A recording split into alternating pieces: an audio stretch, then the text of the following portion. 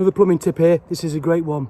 So if you've all got those horrible green or white chairs, patio chairs that are plastic, it's all faded, if you've got waste pipes that are faded, this is a little tip that can get plastic back to life.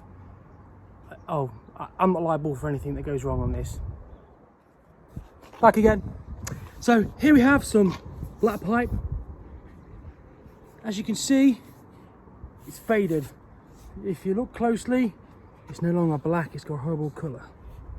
So let's experiment. Back in a minute.